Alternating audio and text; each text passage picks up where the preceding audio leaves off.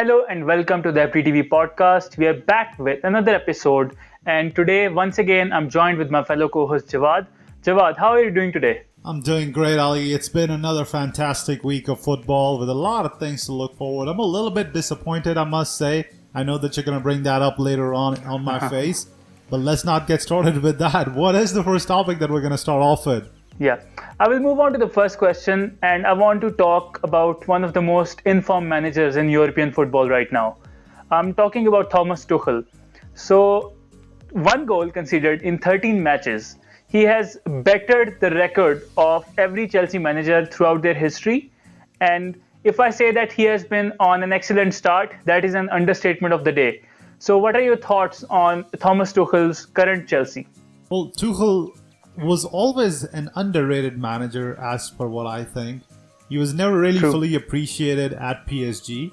And to be honest, since he's left PSG, he's been able to give forth a better performance than he was doing at PSG. Though he won a lot of trophies, the thing was that he was off pace in Liga, and then he didn't win the Champions League. That's all that PSG cares about. Right now, they don't really care about Liga. Right, so that is what I think Tuchel has done. He's been tremendous with the way he's handled the team. Do you think the way Tuchel is going, he would be able to help and guide Chelsea into the top 4 finish? Absolutely. When I gave my top 4 predictions for this season's Premier League, I put Chelsea on the 4th spot. And to me, Chelsea made a mistake when they hired Frank Lampard. No matter how much of a legend Lampard is and how much he is respected, there is always a managerial experience which is required to take for someone to take charge of an organization like Chelsea. And Lampard did not have that.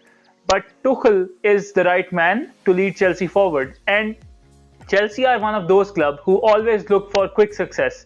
Even though they invest a lot of money in their squad and Roman Abramovich backs every manager to the fullest, they still require a top-class manager in every sense and every aspect of football. So I think Thomas Tuchel provides you just that. And he is a good recipe for success. And I think if Chelsea stick with him in the long run, he can be a legendary figure at the club in the coming years. I feel like they might end up sticking with him the long term.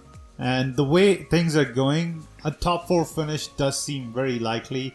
And I feel like I'm going to regret my words to say that Mourinho was going to get into the top 4. It's not looking like that anymore. It is. I feel like the top 4 right now are pretty much set in stone, with City taking the top spot and then your team Manchester United, followed by Leicester City, the underdogs, and Chelsea getting the resurrection that they so deserved under Thomas Tuchel. He's been brilliant by the way he's handled the team. From players that were said to be uncoachable, he's finally coaching them and getting the best out of them. So Lampard's got a few things to learn. He's no Steven Gerrard, I must say. Gerrard did put in the work in, and he's doing tremendous work out there at Rangers. And you're absolutely right. A legend of the game does not necessarily mean a great manager. Whereas Pirlo is struggling, Lampard is out struggling. Stevie G has done pretty good for himself. And Tuchel just came out and showed, hey, coaching takes brain and it takes time. And he did take that time and he put Chelsea through to a tremendous run. Here's hoping they do finish in the top 4 and we're seeing the Blues yet again in the Champions League football glory. Absolutely. And that brings me to another question about Tuchel.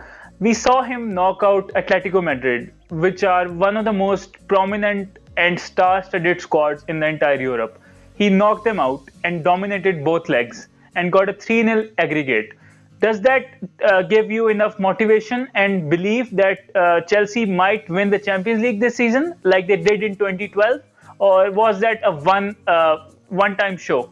If you would have asked me, I would have never predicted Chelsea to win that one with the form that Atleti were in. With the form that Luis Suarez and Juan Felix are in, I don't feel like they would have won. But it is one of those things where Tuchel just outcoached Simeone and he played to the strength of his team, whereas Simeone didn't. And that's what ended up costing Atleti the win in the Champions League. But to answer your question, can you really bet against Lewandowski? And can you really bet against Pep Guardiola's Manchester City? I don't think Chelsea is going to get anywhere near. It's City's to lose. and it's Bayern's to compete with. Chelsea's just playing big man's game, and they're trying to see what they can do. But I don't feel like Champions League glory is anytime soon. It is going to take a couple of years down the line for them to build up the team. Now they have star-studded players in their lineup as well. Havertz is one of them, and he's been doing better since Tuchel has come on board.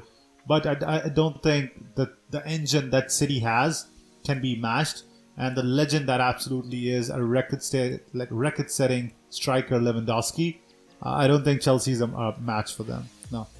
So absolutely. Do you think Chelsea has a shot at getting into the semi-finals? Let's not talk about the finals. Let's talk about the semis. Right. Do you think Chelsea gets past semis? Well, they have drawn against the most, you can say, the most liked opposition, and I think Porto are not equal in terms of squad or form to Chelsea right now. And Porto is not a hard task for a manager like Tuchel, and I think they might breeze past Porto with a very good aggregate score at the end of the day. And that might give them an extra inch of confidence that they need to perform against all odds, and who knows, might get a win like against Bayern Munich in the final. And I do think that Chelsea might be the finalists this year, with Bayern Munich being the other team. Okay, so you're counting City out of this, so that's surprising.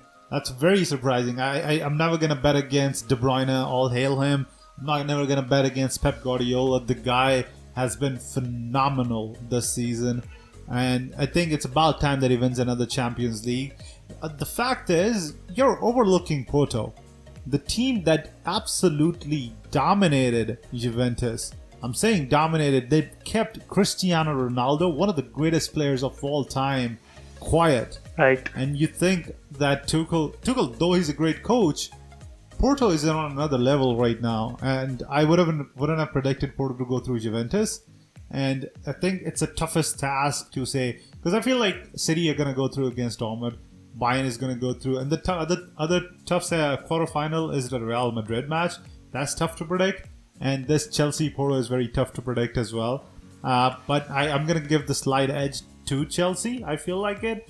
But you can't count Porto out. Absolutely, you cannot. They've been doing tremendously well this season. And I feel like they might be the underdog story of this year's Champions League. Well, the next topic is related to Serie A that you hold an expertise in. I want to ask you about Inter Milan. We see that the pandemic is coming back to its full, strength, and it has taken its effect on a number of different clubs throughout Europe. But Inter Milan have been the most unluckiest one on this unfortunate occasion. So do you think that with major players missing throughout the squad, they might fall off like they did in the previous campaign and might not win the Calcio? Do you think that is a possibility? Here's me hoping that this happens. Here's me hoping and praying that this absolutely happens. But here's the thing. Handanovic is out. De Vrij is out. These are two key players. Key players that are out. And then there's another two. And all of a sudden, you're missing half of your main starting lineup. And then what are you going to do? They had to postpone this weekend's game. But how long can they keep doing that? There is a certain limit that these amount of players have to be under observation, under isolation for the match to be called off. But if there's 3 or 4 players being called off and they're in isolation, the match still goes on. And Inter kind of faced that in the past, but I feel like they should be okay as long as they got Lukaku and Martinez healthy, and both of them are playing, and they should be good to go for the next match whenever it's decided. So I don't think it's all red alarms right now. I don't think. I've seen in the past when crisis has hit a Conte team, usually he has fallen off. He does not have the patience or I don't know what kind of personality Conte has, but there are a lot of toxic traits that he has as a manager. And with this much players who are that important to the team going out due to COVID, I think that might have an effect with Inter Milan. And like last season, we had a Serie A season that only differentiated the top 2 teams with 1 point. We might as well see that again happening. And Conte, with all the positive things that he possesses as a manager, I don't think he will be a very happy man at the end of the season. And I see AC Milan being very close to the top spot. So I think you're right in that part that the team might fall off slightly, but the squad is deep enough as of right now. They've spent enough money that I don't think AC Milan, as much as I hate to admit it, has a shot Right. at catching them with the drop in form specifically that we are experiencing as of late. Losing the game against Napoli, losing the game against United, your team. And I think Juventus is slowly starting to creep back up. And like I said, you can never count the old lady out. So the race might not be over, it's still exciting. But I don't think that Conte will drop off so drastically that they end up losing the lead that they have. I think they're still winning the Scudetto. And like I said, it is coming to the blue side of Milan. As much as I hate it, it is coming to the Milan City and the blue side at that. True. Well, the thing that I want to add on to this is that the difference in the squad depth from the first team to the reserves is huge in Inter Milan's case. And I don't think Ashley Young or Darmian or people like Vidal might be good enough to carry out this season like Inter have so far. I think it will be very close at the end of the campaign, and there will be like a couple of points margin at best when the season finishes. Yeah, I feel like the margin is going to be very small. It's not going to be the 9 points that it is right now. Conte's team tend to drop off a little bit, and Inter Milan in general at the end of the season, they tend to slow down their pace. Though they have been winning consistently for God knows how long, and they managed to win even at the death of matches, I still feel like the gap that they've built up with the amount of games remaining, they will still win it, though with a narrow margin like they did last season where they were a few points behind Juventus losing the Scudetto race last time round. So yeah, Right. I think we agree on this one. Right. So next up, we have one of the most hot topics in football right now. I'm talking about the most commercially successful footballer of all time. I'm talking about the man from Portugal, Cristiano Ronaldo. Rumors are suggesting that he might be heading back to Madrid or might be rejoining Manchester United, the club that made him. So, according to you, as a football fan, which moves makes more sense when you consider the financial aspect, the commercial aspect, and most importantly, the team success? So I feel like going back to Madrid is going to be a step backwards for him. And these rumors are not going away anytime soon. They keep pushing that Ronaldo is back in Madrid, Ronaldo's coming back, so on and so forth. And only for 25 million at that. The guy is, you're absolutely right, the most prolific guy in terms of marketing football. Since David Beckham, I can say. David Beckham True. was the last guy who transcended the sport. And everyone knew him, all the girls loved him. And it's Cristiano's time now. He's the one that every girl is after and every guy wants to be him. And it's because of that fame that I think the guy has transcended the sport. And with that said, Real Madrid is not the right move for him. He's been there, he's done that, going back to it right now. And if he fails, I think it's going to be considered the entire career at Madrid is going to be considered a failure. Though if he were to go back to United, who can actually use his help right now, all they have to do is essentially let go of Cavani and they'll have room for Ronaldo in there. And Ronaldo is going to be a huge improvement up front for United. And the nostalgia and all the love affair with Ferguson, that's going to be back in there. I feel like that's the way to go if he is to leave Juventus. But I don't think Juventus allows him to leave just yet. Even though I feel like the Ronaldo experiment is done with, I still don't think that he's going to go away anytime soon. He might run out his contract and end up leaving for free. And that might be to United, but I don't think it will be at the end of this season. Do you want him back at United? Absolutely. I love Cristiano Ronaldo. To me, he's the person who invented the football interest in me when I was a kid. So I followed his career wherever he has went, and I would say that I have watched every single match that he has played ever since I started watching football. So Ronaldo at United will do a lot of things. He will absolutely revolutionize the club, and there will be a sense of confidence and winning mentality in the air at United that we have severely lacked since Rooney and Alex Ferguson and players like Van Persie have left the club. So Ronaldo coming back to United is going to take things on a very positive note, and he will take United to the next level. And with a player like Ronaldo, I see that Ole Gunnar Solskjaer might actually lift the Premier League next season if the move happens.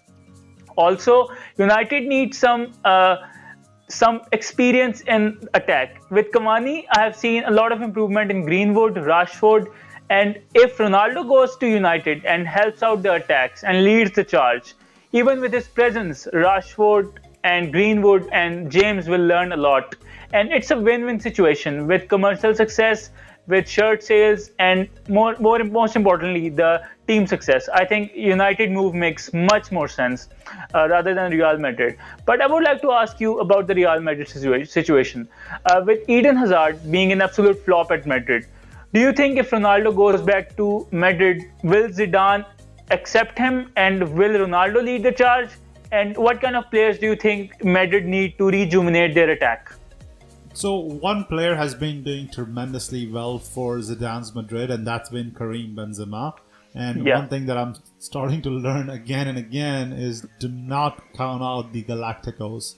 The team has won this many Champions League for a very specific reason. They don't give up.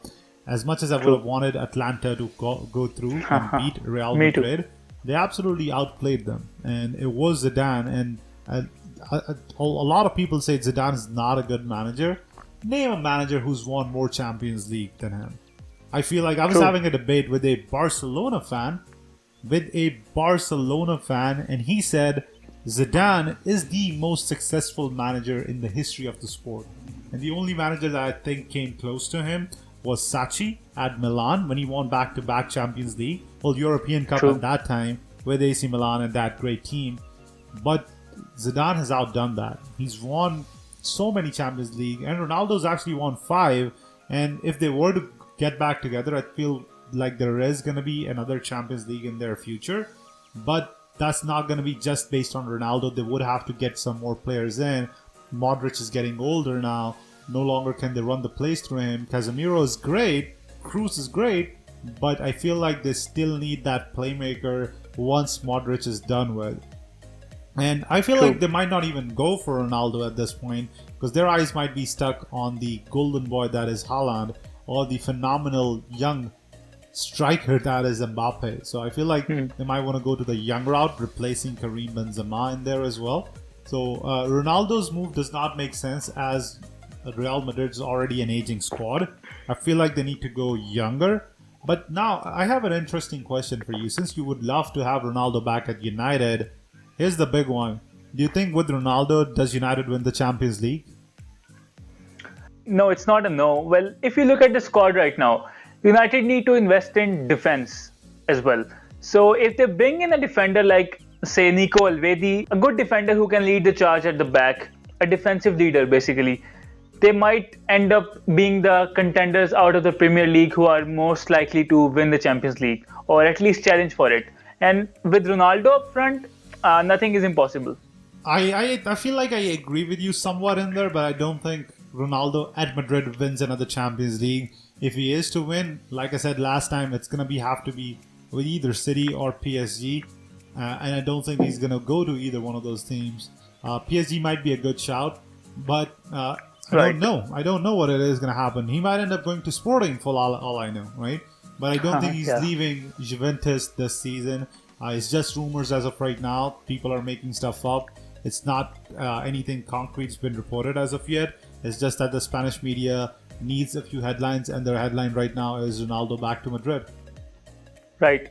And before I close this Ronaldo topic, I want to ask you something. That is a little unorthodox, but Ronaldo has scored 770 goals in 1,000 appearances in club football right now.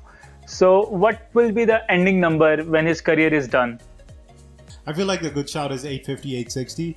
And you've got a decent shout in there as well. I think 900 could be a touching distance if he's able to maintain his playing career at the top level for at least 3 years. But I feel like there's about another 2 years left in it because he's already starting to slow down a little bit. And the same output he won't be able to give. Look at Zlatan. Zlatan started off this season great, but injuries caught up to him. Your body can only do so much, even though he's about 39 as of right now. The guy is still a beast. But like I said, the body can only handle so much, and it's given up on him. And same might be the case for Ronaldo. And he's not a young goose by any stretch of the imagination. And yeah, like I said, 2 seasons at the top is where it's at. And 850, I feel like, would be the key thing for him.